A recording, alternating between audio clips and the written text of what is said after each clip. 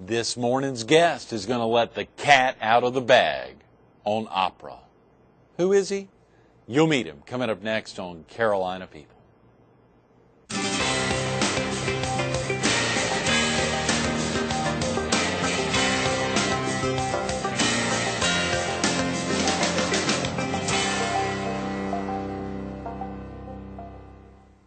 Good morning.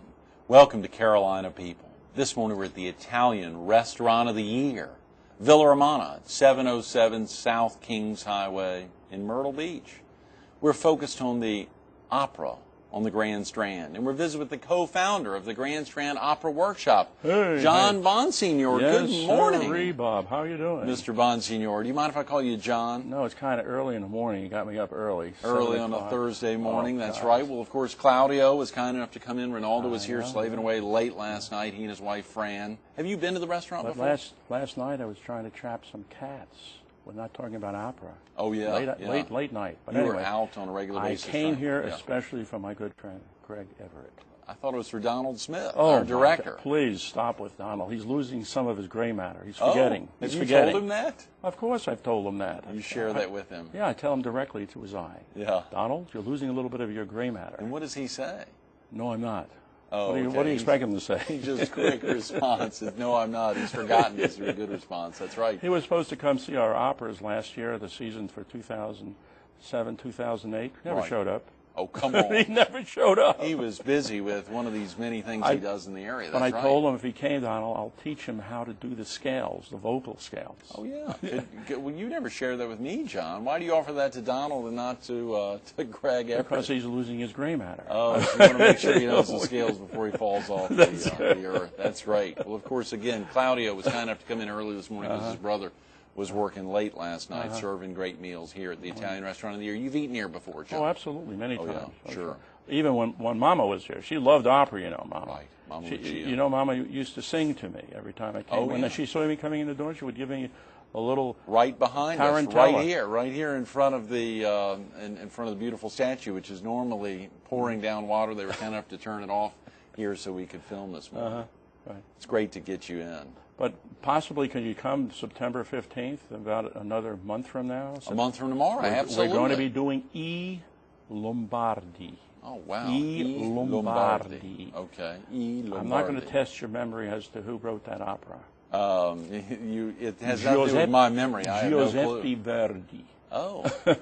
Josette? Yeah, Joe Green. Oh, Joe Green. Yeah, listen to that. Joe Green. That's hilarious. Yeah. Well, of course, is that one of the early things you had to learn prior to getting interested in opera, was learning Italian? Or enunciation is very important. Enunciation, and when you do opera, the first thing you do is, before you even go on to the musical scores, what you should be doing is memorizing the text of the opera. Right.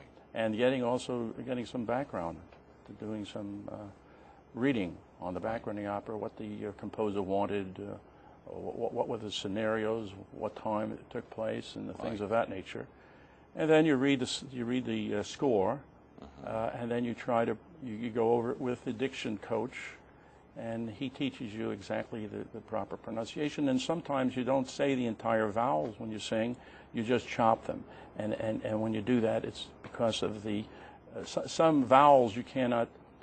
In the context of the opera, you just can't reach the note that you're trying to, so you just chop it. That's the little tricks of the trade that the opera singers do. Yes. And the coach helps them along. That's what the coach is for. Before folks reach the level that they're performing to large audiences, John, does it require quite a bit of natural talent, or do folks just require many years of training? Are there a lot of natural assets that an opera singer must have? It's physical. It takes a lot of out of your system. When you finish an opera, you're completely drained. Right. And drenched. Well, you got the hot lights on you. You got to memorize the score. You got to prepare for the arias, and sometimes you have to hit a C.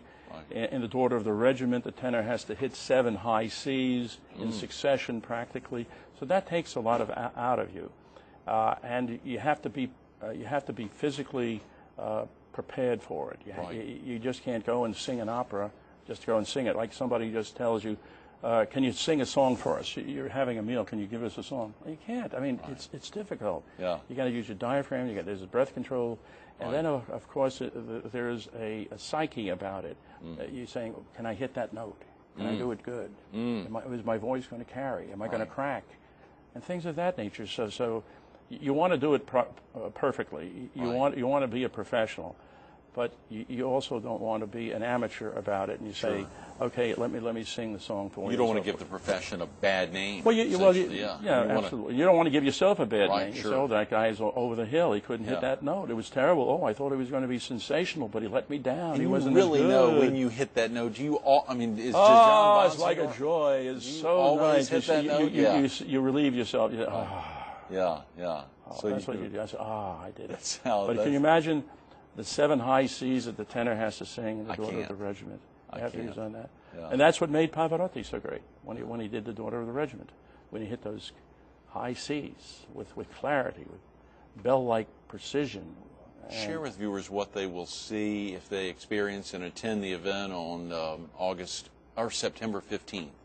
Forgive me, September 15th, a month from tomorrow. Yeah, it's at 6:15, and ordinarily we have it at the firehouse at station number 6. Okay. It's North 38th Avenue, between Grissom Parkway and Oak Street. Sure. And why we have that, they have a big conference room, and we have the DVD, and we have the presentation there, they have the screen and so forth. And we put on the operas there. And what we do is, before the opera goes on, we give them a little bit background of the opera, what to look for, and so forth. And ordinarily, we have somebody that lectures it, but not too long, because people get restless, and they really came to see the opera, not for somebody to give them a long-winded discourse on the opera. And every opera we've shown this far, everybody enjoyed themselves. We usually get between 25 and 50 people that come. You could seat how many, John? You could actually seat how many? If more, folks encouraged I believe what the fire department likes us to seat, the maximum they want is about 75. Okay, great. So you've got room for at least 25 more. Yeah, in fact, we had one of your reporters there last year, Steve Porter. He did a wonderful job. Good. Steve was very good, a very interesting guy, Steve. Yeah, he's not only does radio, he does radio so very well, but he also writes a very nice column.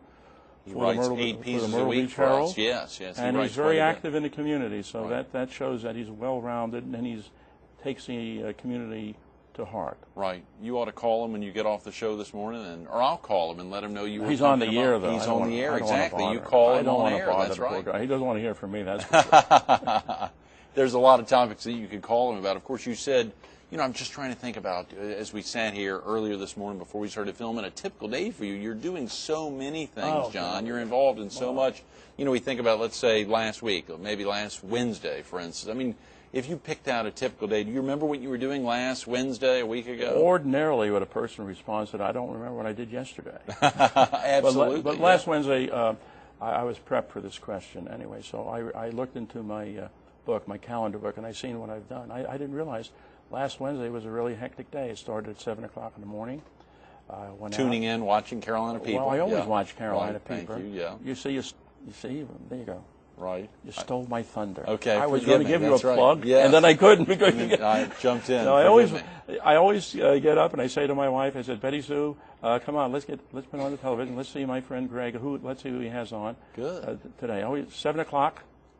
It's like waking up in the morning. That's great. It sounds like a Maxwell House. Before you put on the coffee, put on the TV, great, look at John. Greg. Yeah. But anyway, we watched you first, and then I left the house about 9 o'clock, and I had a meeting at the Save Our Cats organization, where we try to help people have the cats spay or neutered, trap the cats, fix the cats, and what have you. On this particular day, last Wednesday, we had to put a cat down. It was very, very, very sick. Right. So after watching your show, I went into the car and picked up the cat. We took it down. The cat's meow, and they had to put it down. We don't like putting cats down. I'm so sorry. Because we're a save organization. We like to save every life. But this cat was completely devastated. It was very, very sick. And the most humane thing to do for it was to put it down. After doing that, we took the cat back, and we gave it a burial ceremony. I mean, a lot of people will say, well, burial ceremony, are you crazy? Why don't you just throw it into the compactor, the garbage compactor? No, we don't do that. We gave it a regular ceremony. We had 3-4 people. We dug the hole by Harry Pavlak. and we buried it and gave it a little ceremony and put it away. After that, I had to run and set up the thing with the. I'm also a member, the president this year. I hope this is my last year. Of the South Strand Republican Club. The South Strand Republican Club. Yeah, so yes. we had the boat cruise on August 9th, was a Saturday. This past Saturday, yeah. So we were getting over the figures there. We had some very, very nice silent auction gifts. In fact, we've been working very closely with Stinson from your office, Alan. Alan Steenson, yeah, Stinson. our circulation Did I manager. say Who's wonderful. Stinson? Yes, the 10 Steenson man. with Yeah, two E's. yeah. Okay, Steenson. He's a wonderful guy. He is. He comes from Iowa. And he's Durham, North Carolina is his hometown. No, but I mean yeah. for the last assignment, wasn't it Iowa? I believe you're right. Okay, Forgive me, yes. I don't mean where he born, but no, sure. But he's a really dynamic guy. You have a really good, talented staff. I mean, you've done a wonderful job. We've with put the Myrtle together a Beach great Herald. crew. Hilda Carter, who was with us yesterday, here is one of our photojournalists who's on the show. But you always make a success of things. That paper's really I don't carrying know. on. But anyway, going back to what I was doing, so we buried a cat, and then we went over to do something with respect to the South Strand Republican Club. Right. We had this beautiful picture was sent to us by Lindsey Graham. Oh. It was the impeachment committee. Everybody that Jefferson Clinton, Right. William Jefferson Clinton, our former two-term in president. 1999, everybody on the House that participated in the impeachment in the Senate had their picture taken, and with it was a huge, I think it was a 14 by 18 picture. The frame alone cost $35. Right. And Lindsey Graham signed it, so that's a really good. If you're history buff, Sure. you want to buy that. But we were selling that kind of high for the cruise. Like people like Don Smith would never buy something like that. Donald would not. To try to I get bet he $40 would, out yeah. of Don Smith is like Had he been on the boat like cruise, trying to I get a bet he shark's would. tooth out. Yeah. Oh, Don Smith. I mean, so we were selling it for $150. Oh, good. You think anybody would bid on it? I bet a lot of folks You would did. if you would have been there, but yes, unfortunately you didn't absolutely. show up. I had to be in Ocean Isle Beach. Emma, Claire, and I were up there visiting some family. I promise I would have been there. I bought 6 tickets. Yeah, it's a good crowd. Well, you missed a good time. Good. We were singing on the boat. We had this lady that does karaoke, and we got Ray Cleary to sing, and Nelson Hardwick. And, Is that right? yeah. I hope you guys- Last year we had the sheriff. Right. This year he couldn't be there because he had a seminar.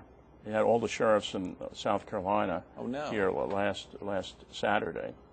I'm sorry to hear that. So he couldn't make it. Right. But however, he has a nice voice, and so does Henry Brown. I bet he does. What a nice was Congressman voice, Brown on the boat? Really? Yeah, yeah. He didn't make it either. He was overseas. Is that right? Yeah. Yes, this past Saturday. He should have been in the Congress with 10 of his Republicans. They're leaving that session of the Congress, and the House is still open. Right. And they have 10 people there. Just want to get Pelosi there to open it up, so they have the vote on drilling, which you wouldn't do. So they have 10 Republican congressmen keeping the House open. Oh, wow. Henry was missing in action. Yes, but ordinarily, Henry's always there. You can always count on Henry. Hard-working guy. And I think you mentioned earlier that you all are setting up a new office in Surfside Beach, the South Strand Republican Club. What we're doing is a 2008 campaign for our national ticket as well as our state ticket and the county ticket. We have this year just one person that we're really pushing for locally, and that's Bob Grabowski. He's running in the 6th District County Council. Sure. He has a opponent. I don't want to mention the opponent's name, but you probably should, since we're on air and we want to give due to both parties here. It's a community affairs show. You're always thinking about the newspaper. You're always trying to be fair. This is a community You're talking affairs to a show. Republican now. This is an FCC. You're talking to a Republican. Okay, forgive me. That's right. And we really want to focus on the We're Grand Strand Opera we're workshop. promoting We were just all right, highlighting you're involved in how so nice much. you- Save Our Cats and obviously. Well, I'm also a member of SCORE. Right. SCORE. Yeah, The Senior Corps of Retired Executives. That's correct, yeah.